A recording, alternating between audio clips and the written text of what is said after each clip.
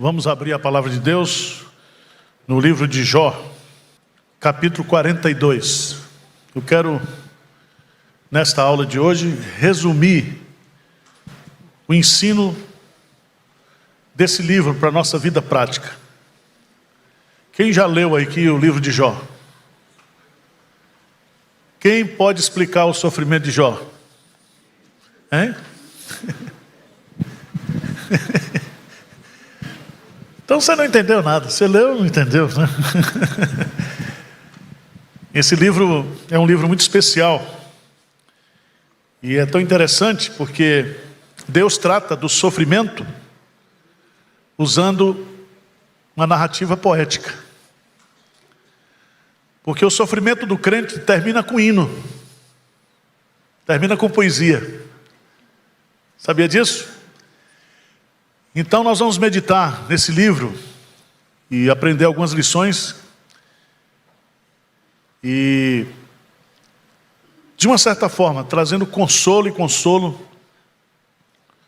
para as pessoas que sofrem. Conhecendo Deus no sofrimento. Tá certo? Esse é o tema da nossa aula. Conhecendo Deus no sofrimento. Eu vou começar pelo fim. Vamos ler Jó 42, de 1 a 6. Jó 42, de 1 a 6. Diz assim: Então respondeu Jó ao Senhor: Bem sei que tudo podes, e nenhum dos teus planos pode ser frustrado. Quem é aquele, como dissestes, que sem conhecimento encobre o conselho? Na verdade, falei do que não entendia, coisas maravilhosas demais para mim, coisas que eu não conhecia. Escuta-me, pois, havias dito, e eu falarei. Eu te perguntarei, e tu me ensinarás. Eu te conhecia só de ouvir, mas agora os meus olhos te veem. Por isso me abomino e me arrependo no pó e na cinza.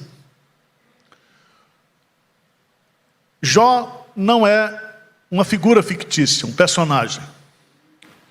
Jó é uma pessoa real, e a história dele é real. Há textos na Bíblia que se referem a Jó, e provavelmente ele viveu na época dos patriarcas. O seu nome, Jó, em hebraico, significa, tem dois sentidos, ou perseguido ou arrependido. Há divergências entre os tradutores do nome Jó. O tema do livro de Jó é o mistério do sofrimento humano. Por que as pessoas sofrem? Como escreveu um judeu sobre um filho que nasceu doente, ele diz: por que coisas ruins acontecem com pessoas boas? Ele só errou na teologia, mas tá bom. Onde ele conta a história. E a gente vê, na nossa história de vida, pessoas enfrentando sofrimento, dificuldade.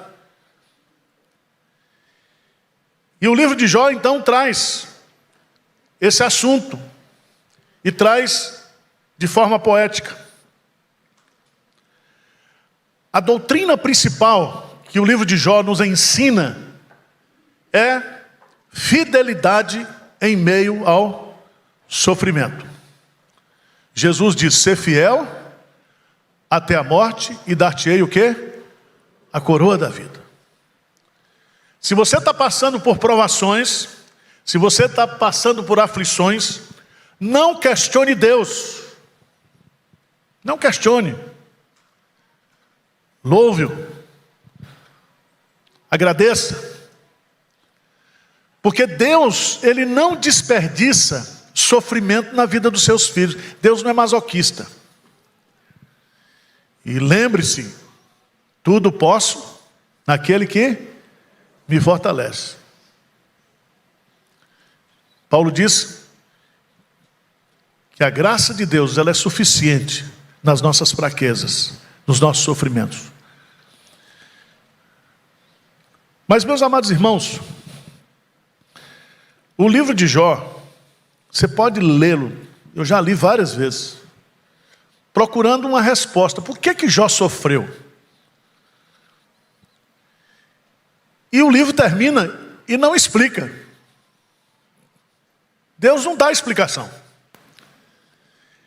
E é muito interessante isso, porque lá no capítulo 42 que nós lemos, é justamente a síntese do livro. Então respondeu Jó ao Senhor. Para aí. Volta um pouquinho atrás, eu chamaria você para o capítulo 38. Capítulo 38. Até o capítulo 37, todo mundo fazendo teologia com a desgraça alheia. Os amigos de Jó, questionando Deus, perguntando para Deus.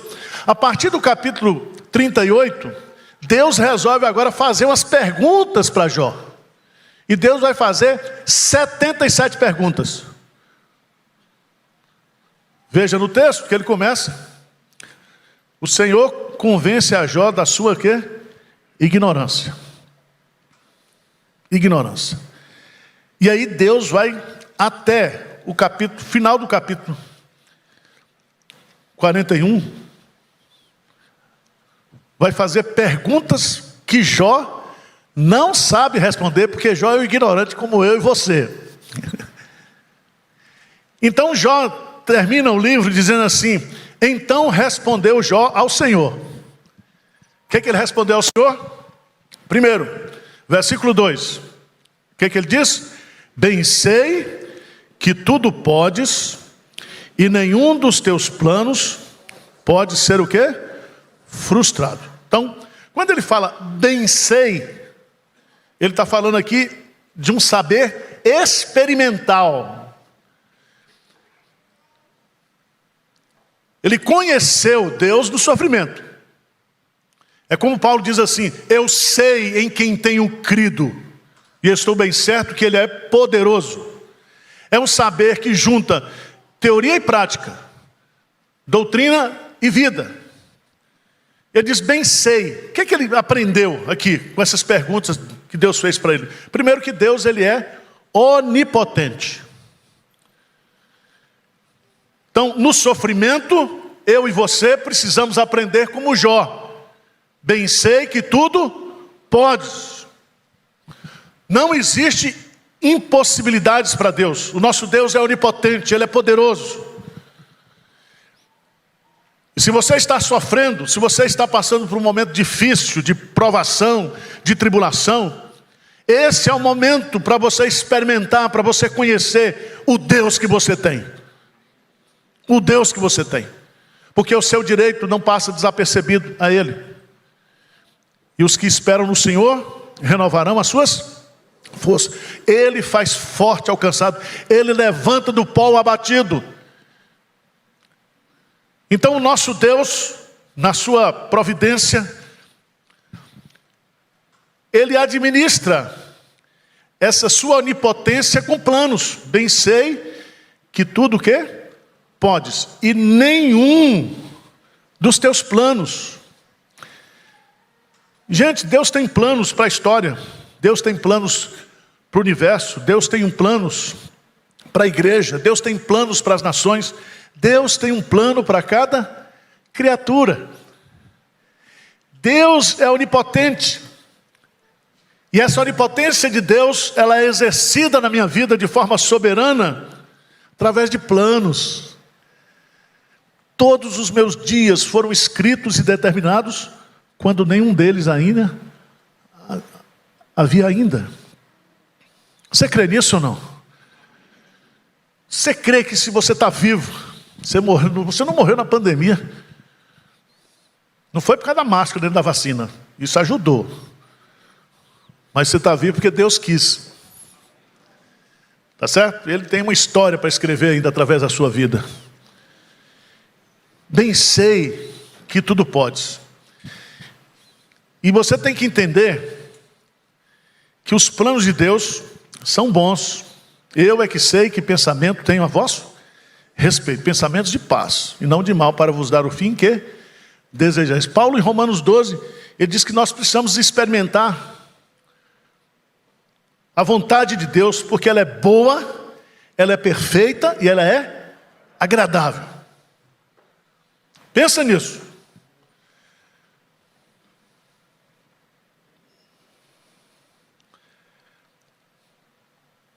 Deus é onipotente, Ele pode tudo. Deus tem planos e Ele exerce essa onipotência soberana através desses planos. Terceira lição aqui: esses planos, nenhum dos teus planos pode ser o quê? Frustrado. Não pode. É que não queira não, né? O diabo quer frustrar. Nós muitas vezes, na nossa rebeldia, nós queremos frustrar. Lembra a história de Jonas? Ele queria frustrar os planos de Deus, fugindo de Deus, tentando se esconder de Deus, e não adiantou. Então, meu amado irmão, essa é a lição do livro de Jó. Deus não dá satisfação para Jó, não explica para Jó por que ele estava sofrendo. E não vai explicar para você porque você está sofrendo, não. Tá certo? O que Deus quer com esse sofrimento que Ele manda na minha vida e na sua vida, é que a gente conheça Ele. Conheça Ele. Porque é isso que Jó vai dizer aqui. Jó diz: quem é aquele, como disseste, que sem conhecimento encobre o conselho? Na verdade, falei do que não entendia. Então você é um ignorante, tá? Mas um ignorante posudo, porque você fala do que não entende. Você quer explicar o inexplicável. Você conhece gente assim ou não? O crente sabe tudo, cara, sabe tudo. Se bobear, ele quer ser conselheiro de Deus. Mas aqui está claro. Ele olha para Deus e vê o Deus onipotente. Ele olha para si e vê assim: eu sou ignorante. As coisas que aconteceram são coisas na minha vida, coisas maravilhosas demais para mim, coisas que eu não conhecia. Ele diz: escuta-me, pois, havias dito, e eu falarei, eu te perguntarei, tu me ensinarás. E aí veja no versículo 5 e 6, vamos lá juntos? Eu te conhecia só de ouvir, mas agora os meus olhos o quê? Te veem. Irmãos, isso é profundo demais. Ele diz: eu te conhecia só de teologia, de livro, de confissão de fé. Mas agora os meus olhos o quê? Te veem. Ou seja, em tudo isso que eu passei, em todo o sofrimento que eu passei, eu vi o Senhor. Eu vejo o Senhor. Irmãos, preste atenção. Na escola, o professor dá a matéria. Depois ele aplica o quê? A prova. Na vida cristã é diferente. Ele manda a prova. Depois ele ensina a lição para você. É desse jeito. É desse jeito. Você não entende as coisas. Só depois, aliás, Philip Yancey, falando sobre sofrimento, ele diz: a fé nos ensina a entender o sofrimento de frente para trás. Eu passei por tudo isso e lá na frente eu vou olhar para trás e eu vou dizer: Deus estava fazendo aquilo, Deus estava no controle daquilo, Deus fez isso. Amém? Então, a sua vida, a minha vida, ela está nas mãos de Deus. Nele nós existimos, nele nós nos movemos, nele nós somos. Tá certo? Então, quando você for ler o livro de Jó agora, não procure explicação para o sofrimento, porque esse livro de Jó não foi escrito para explicar o sofrimento humano. Ele foi escrito para dizer para mim e para você, como crentes, que nós vamos ter sofrimento, e que no sofrimento nós temos que ser fiéis a Deus, Porque é no sofrimento que nós aprendemos, nós conhecemos o Deus que nós temos. Amém? Então joga fora essa teologia da prosperidade que você aprendeu aí. Vamos para aqui.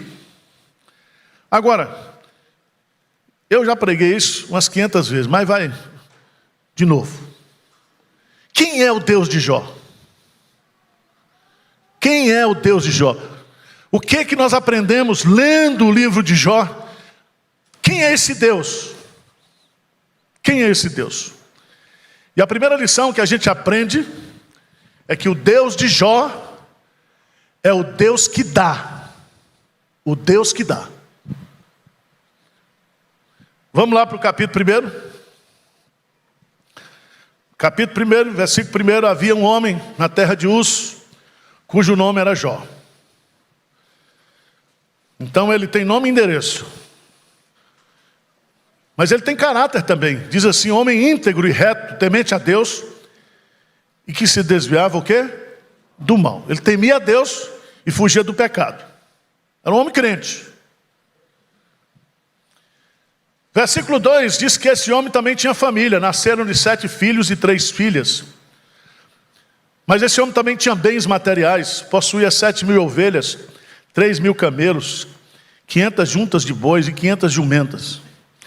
Era também muito poderoso, muito numeroso o pessoal a seu serviço. De maneira que este homem era o maior de todos do Oriente. Crente rico. Queria que ele fosse membro de Pinheiros, para dar o dízimo aqui. Para a gente fazer missões. O homem é perfeito. Agora, ele era, isso aqui que ele era, não porque ele quis ser assim. Porque Deus deu para ele isso aqui tudo. Deu para entender? E aí vem, nós lemos aqui. Jó não leu essa biografia. Tá certo? É igual a Adão. Adão, ele não leu Gênesis. Não deu tempo, né? Só quem escreveu foi Moisés. Mas ele acreditou quando ele viu aquela varoa bonita na frente dele. Essa é osso dos meus ossos, né? Viu? Mas veja no texto que Jó, depois que os filhos faziam os banquetes, as festas, ele estava tão preocupado, ele era um sacerdote familiar. Ele ia lá no decorrido do turno de dias de seus banquetes, Jó chamava os seus filhos e os santificava. Oferecia holocausto. E ele tinha uma preocupação, é que não somente ele que se desviava do mal, mas ele não queria que os seus filhos pecassem contra o Deus vivo e verdadeiro. Amém? Agora, irmãos, versículo 6. Aqui começa a mudança da história de Jó. Diz aí: num dia em que os filhos de Deus vieram apresentar-se perante o Senhor, veio também Satanás entre eles. Então, presta atenção, Satanás é o primeiro que chega na igreja e o último que sai. Satanás penetra. E diz o texto sagrado que Deus perguntou para ele: de onde vens? Respondeu: de rodear a terra, passar por ela.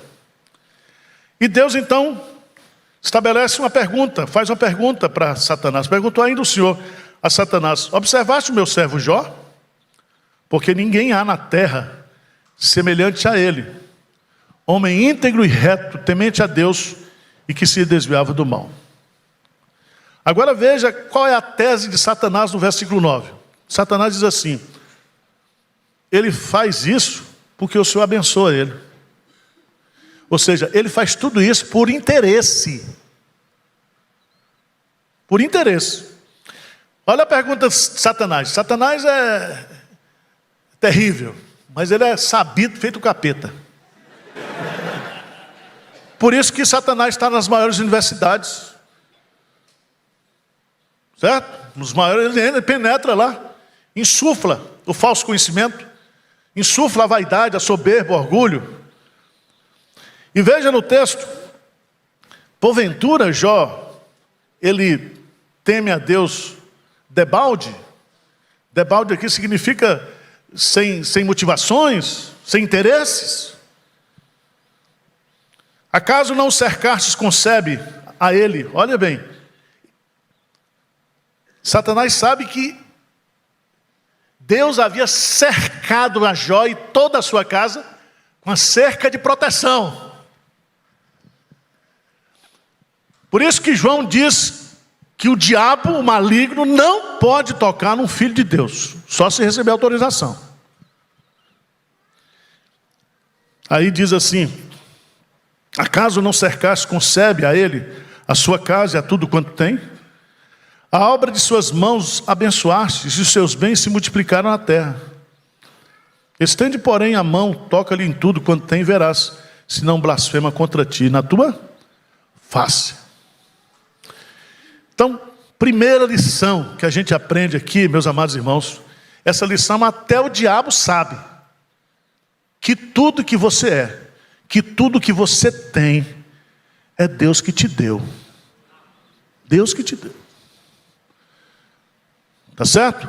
Leia Deuteronômio capítulo 8. Não te esqueças, não te esqueças, não te esqueças. Quando você era lá do interior, nasceu uma magrela desgraçada, hoje você está aqui em São Paulo, acima do peso, uma família maravilhosa, com bom emprego, com tudo. Foi você não, tá? Foi Deus. Foi Deus. E às vezes Deus deu isso para você por causa de seu pai, sua mãe, seu avô, sua avó, que era crente, que orava por você. E você está na bênção aí da beirada. Porque você não vale nada. Você tem crente que depois de abençoado, ao invés de se consagrar, ele foge de Deus. Crente não tinha uma casa para morar. Depois que Deus começa a abençoar, ao invés dele investir em missões, ele começa a comprar casa em Atibaia, sítio em Atibaia, casa no Guarujá. Meus irmãos, nós precisamos administrar os nossos recursos para nós juntarmos tesouro onde? Nos céus. Você não vai passar necessidade. Deus vai suprir todas as necessidades. É Deus que faz o rico e faz o pobre. Tem pobre que queria ser rico, mas Deus não deixa. Sabia disso? Minha avó dizia: Deus não dá asa para cobra. Você vai se perder se Deus lhe der dinheiro e poder. Aliás, quer conhecer uma pessoa? Dê dinheiro para ela e poder, você vai ver. Então, até Satanás sabe, e ele está justamente acusando Jó de servir a Deus por interesse. Então, Jó aprendeu aqui, que tudo que ele tinha era a bênção de Deus. O Deus de Jó é o Deus que dá. Mas a segunda lição é que o Deus de Jó é o Deus que tira. Tira. Teve um irmão que falou: pastor, eu pulei esse ponto do seu sermão, porque eu não gosto desse negócio de Deus que tira.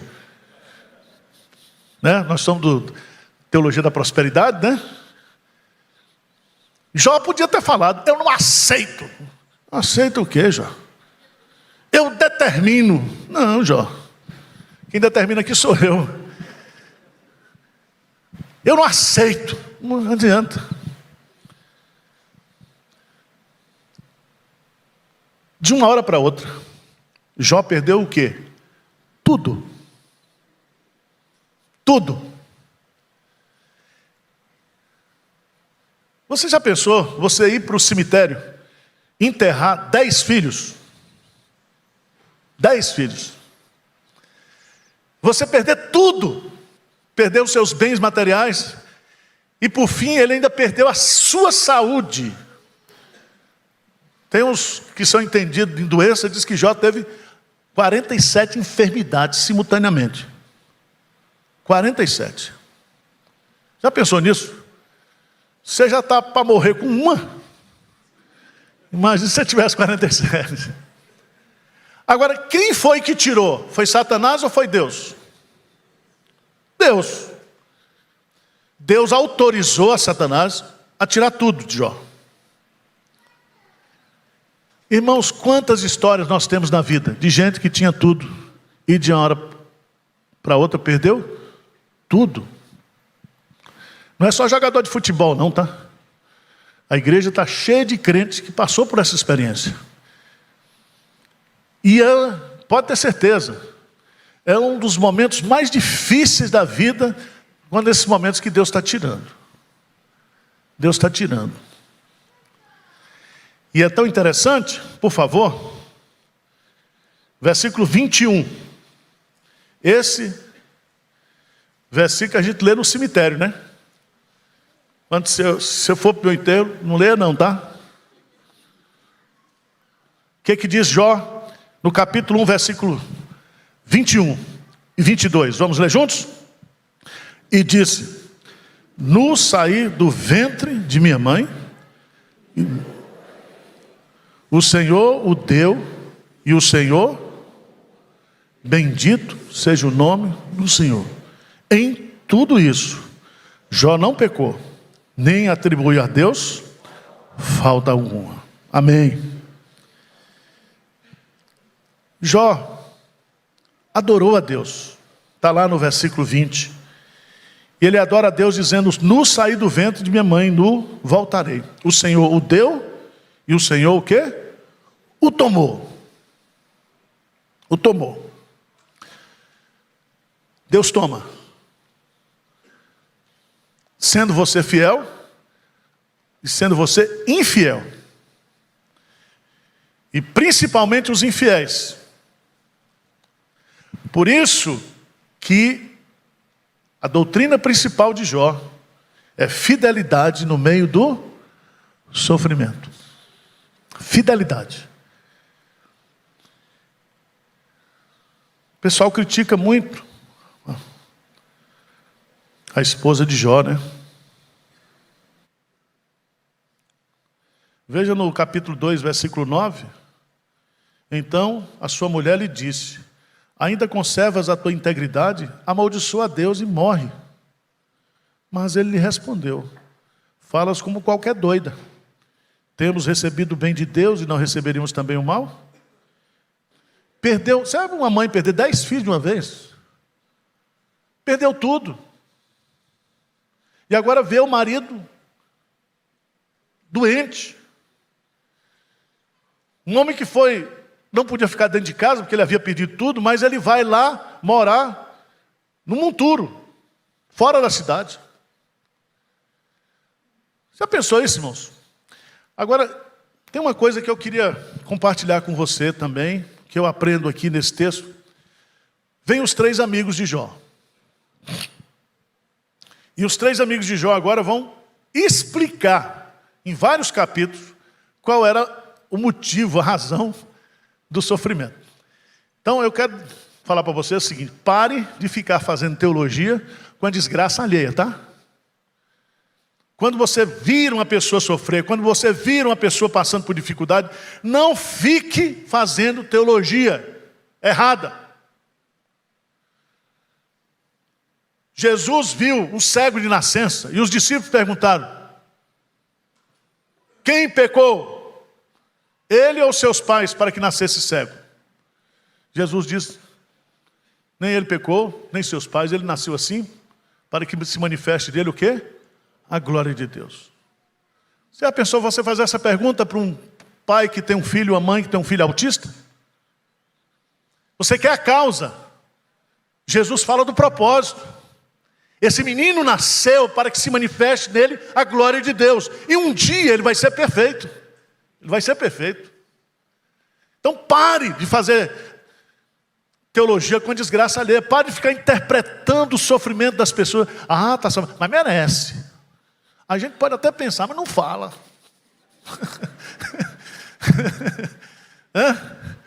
Não fala. Eu fico penhor. Por que o senhor não leva os políticos que nós temos aqui no Brasil? Um juiz também podia fazer uma limpeza. Dar uma refrescada para nós. Não, só morre gente boa. Vocês nunca pensaram isso, não é? Sou eu, o tonto. Eu te conhecia só de ouvir, mas agora os meus olhos te veem. Tu és o Deus que dá, mas tu és o Deus também que tira. Tira sem mandar recados, tira sem mandar avisos, tira sem dar explicações, tira. Já pensou nisso? Deus tira. E não adianta espernear. Aliás, tem o direito de espernear, né? Direito jurídico. Mas seja fiel. Aguenta. Deus está trabalhando na sua vida. Você vai conhecer Deus, você vai aprofundar o seu relacionamento com Deus. Por isso que Tiago diz, tende por motivo de júbilo, de grande alegria, o passardes por várias provações. Porque as provações vão amadurecer você. Vão purificar a sua fé. Terceira lição, meus amados irmãos. Jó capítulo 2, versículo 6. O Deus de Jó é o Deus que dá. O Deus de Jó é o Deus que tira. O Senhor deu, o Senhor tomou, louvado seja o nome do Senhor. Agora, terceira lição. Quem é o Deus de Jó? O que diz aí? Versículo 6. Disse o Senhor a Satanás: eis que ele está em teu, mas poupa-lhe a vida. Satanás queria matar Jó? Queria. Ele já tinha matado os 10 filhos de Jó, já tinha matado o rebanho de Jó, já tinha destruído tudo. Ele vem somente para matar, roubar e destruir. Mas Deus disse: não, você vai até aqui. E aqui nós estamos aprendendo uma coisa maravilhosa. É o Deus que dá, o Deus que tira, é o Deus que preserva, que poupa-nos.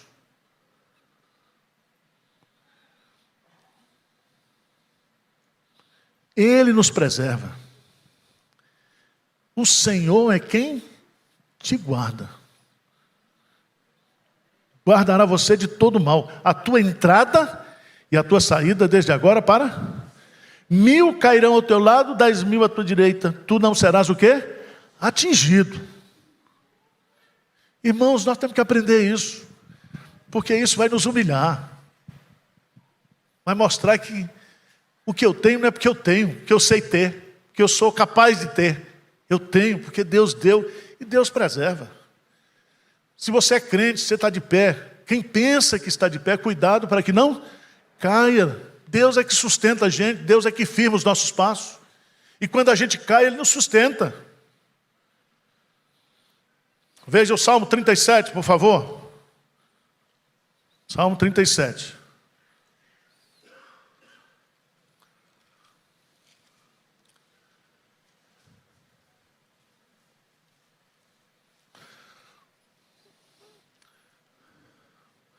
Vamos ler o versículo 23 em diante. Salmo 37, versículo 23. O que diz? Coisa linda, diz assim: o Senhor firma os passos do homem bom, e no seu caminho, se cair, não ficará prostrado, porque o Senhor o segura pela mão. Jó está naquele sofrimento todo, mas ele está na mão de quem?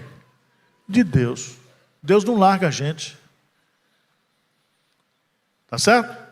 Estamos nas mãos de Deus. Ninguém, nada poderá nos separar do amor de Deus, das mãos de Deus, em Cristo Jesus. Nada, irmãos. Creia nisso. Você está passando uma dificuldade, está passando um sofrimento. Seja fiel a Deus. É tão interessante.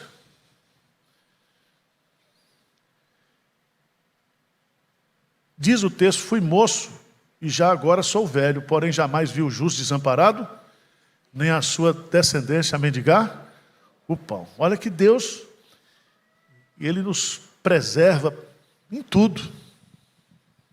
Em tudo. A vida, irmãos, é uma mescla de alegria e tristeza, de bênção e tribulação. Por que nordestino tem já muito filho, 10 filhos? Porque quando um dá dando trabalho, outro está dando alegria. E Deus faz assim também com a gente. Deus nunca tira tudo de você. Você pode estar passando por uma situação difícil, mas você tem coisa boa ali na sua vida. No mínimo, se você valorizar a companhia de Deus. Deus está com você. Ainda que você ande pelo vale da sombra da morte. Se você passar pelas águas, pelos rios, eles jamais te afogarão, porque eu estarei contigo. Estarei contigo. Deus nos poupa, Deus nos preserva. E Ele diz que nós temos que fazer essa oração. Não nos deixes cair em tentação, mas livra-nos do mal. Nós temos que fazer essa oração. Que Deus nos guarde do maligno.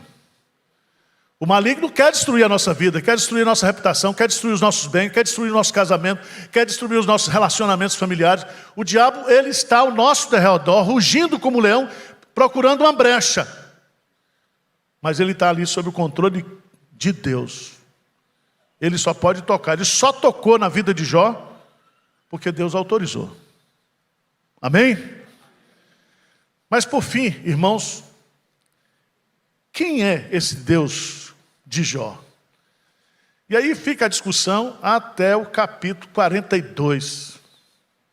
Nós já lemos aqui a mensagem do livro, de 1 a 6.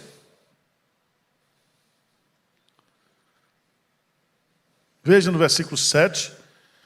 Tendo o Senhor falado essas palavras a Jó, 42, 7. O Senhor disse também a Elifaz o temanita: a minha ira se acendeu contra ti e contra os teus 2 amigos, porque não disseste de mim o que era reto, como o meu servo Jó. Além de teologia da desgraça, é teologia falsa. Né? Falsa teologia. Irmãos, a nossa teologia é a Bíblia. Se a Bíblia disser, você crê. Se a Bíblia não disser, fica calado. É porque você não precisa saber. Não fica fazendo. Deus se ira. Tomai, pois, 7 novilhos e 7 carneiros, e ide ao meu servo Jó e oferecei holocausto por vós. O meu servo Jó orará por vós, porque dele aceitarei intercessão, para que eu não vos trate segundo a vossa loucura, porque a vós não disseste de mim o que era reto, como o meu servo Jó. Então foram Elifaz o temanita, e Bildade o suíta, e Zofar e o namatita, e fizeram como o Senhor lhes ordenara. E o Senhor aceitou a oração de Jó. Era herege, mas obediente. Também, se não obedecesse, o pau ia cantar. Então, foi lá, ofereceu, Jó ora por eles. Então aprenda a orar para quem está falando mal de você. Aprenda a orar por quem faz teologia do seu sofrimento, quem julga você. Tá certo? Aprenda isso. E o que nós vamos aprender nessa parte? Porque no versículo 7, tendo o Senhor falado, é Deus que toma a iniciativa. Porque Deus agora vai mostrar para Jó que Ele é o Deus que restaura, que dá de volta. O Deus de Jó é o Deus que dá, é o Deus que tira, é o Deus que preserva, mas é o Deus que restitui. Restitui. Dá um amém aí, pelo amor de Deus. Você não crê nisso, não? Deus restitui. Deus restitui. Deus transforma a água em vinho. Se o seu casamento está meio aguado, sem cheiro, sem cor, sem sabor, peça a Jesus para fazer um milagre de transformação. Ele restaura, Ele restitui. E aqui, chama a sua preciosa atenção, porque Deus manda Jó orar para perdoar os amigos, os teólogos. E agora no versículo 10, o que diz aí? Mudou o Senhor a sorte de Jó. Então Jó não ganhou na loteria. Tem crente que diz que o Senhor precisa mudar a minha sorte, fica jogando na Mega Sena. Não tem nada a ver isso aqui. A palavra sorte aqui é o destino, mudou a vida dele. Quando ele chorava pelos seus amigos, e o Senhor deu-lhe o dobro de tudo o que antes, o quê? Possuíra. Deus restituiu o quê, em dobro. Se ele era o mais rico do Oriente, ele agora é o mais rico do Oriente, do Ocidente, do fim do mundo, de tudo. Deus deu a ele tudo em dobro. E é bonito você entender, irmãos, que Deus restitui ele materialmente, restitui os relacionamentos. Então vieram a ele todos os seus irmãos e todas as suas irmãs, e todos quantos dantes o conheceram, e comeram com ele em sua casa, e se condoeram com ele, e o consolaram de todo o mal que o Senhor lhe havia enviado. Quem foi que enviou? O Senhor. Todo o sofrimento de Jó estava sob o controle de Deus. Eu gostei dessa parte. Cada um lhe deu dinheiro e um anel de ouro. Então, quando você for na casa de uma pessoa que está sendo restaurada, leva um presente, tá? Leva uma oferta. E aí, diz o versículo 12: assim abençoou o Senhor o último estado de Jó, mais do que o primeiro. Porque veio a ele a ter 14.000 ovelhas, 6.000 camelos, 1.000 juntas de boi, 1.000 jumentas. Também teve outros 7 filhos e 3 filhas. Pergunta teológica para vocês. Por que Deus não deu 14 filhos, 20 filhos? Hein?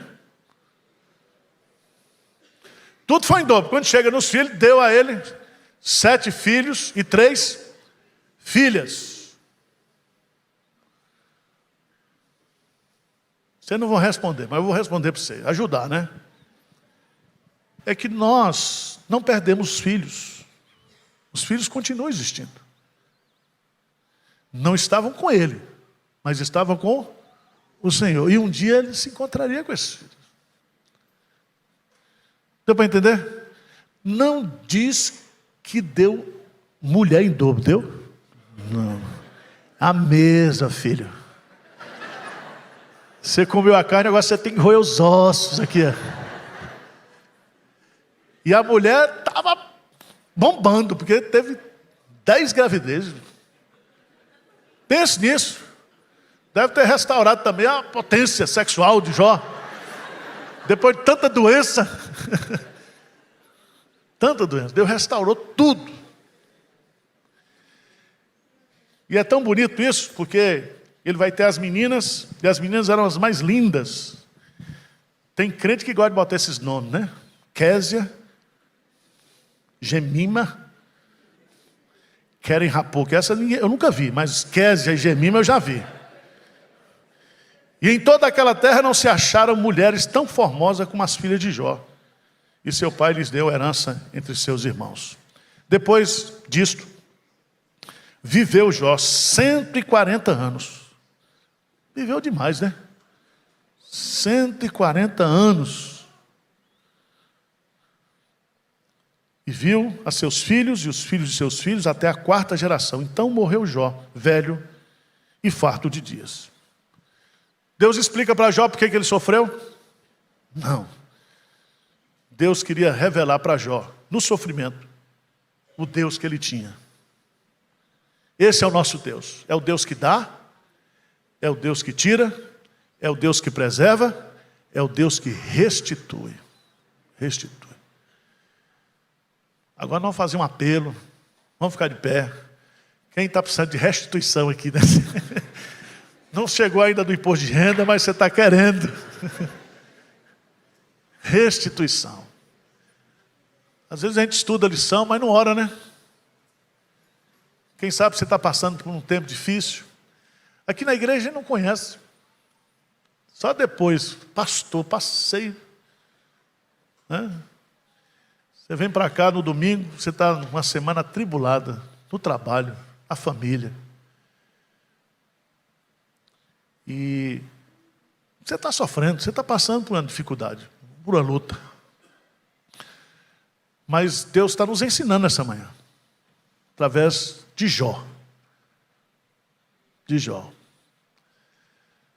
Feche seus olhos aí, vamos orar. Quem está precisando de restituição? Senhor, levanta a mão, restitui-me a alegria da salvação, restitui minha alegria de servir ao Senhor, restitui, eu estou, Senhor, derrubado. Não tem problema não. Quando Davi começou o seu exército, ele era o chefe, Davi. Mas os seus liderados eram 400 homens endividados e amargurados de espírito. 400 homens. Já pensou um exército desse? Era revoltado demais. Endividado e amargurado de espírito. E Deus usa aqueles homens para restaurar a nação de Israel, para estabelecer a monarquia. Senhor Deus, nós estamos aqui diante do Senhor.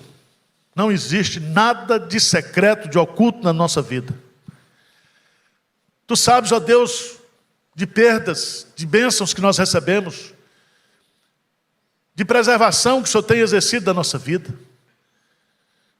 Mas, Pai, nesta manhã, assim como o Senhor escreveu o último capítulo da vida de Jó, o Senhor escreva esse capítulo na vida, minha vida, na vida de cada irmão aqui. Que seja um final abençoado, que seja um final de restituição, de alegria, de prazer, de satisfação, mas principalmente, ó Deus, de dedicação a Ti, de conhecimento do Senhor, de deslumbramento de quem é o Senhor. Que a nossa admiração, que o nosso encantamento pelo Senhor cresça a cada dia da nossa vida, Senhor. Se pessoas nos decepcionam, se circunstâncias, se instituições, mas o Senhor jamais nos decepcionará. Trabalha na minha vida, trabalha na vida de cada um aqui, Senhor. Tira do nosso coração toda murmuração, toda tristeza, todo espírito de derrota, de fracasso. Ó Deus, que a gente não fique amarrado aos fracassos do passado. Cura nossa mente. Liberta-nos, ó Deus, de pensamentos e de ideias, de sofismas satânicos, opressores. Leva a nossa mente nesta manhã cativa em obediência à Tua palavra, Senhor. Venha nos transformar, venha nos renovar, venha restaurar a nossa vida nessa manhã. Nós precisamos de Ti, nós dependemos de Ti. Tu és o nosso Deus, Tu és a nossa única esperança. Faz isso, Senhor, para o louvor da Tua glória e para a nossa felicidade também. Essa é a nossa humilde oração em nome de Jesus. Amém. Amém.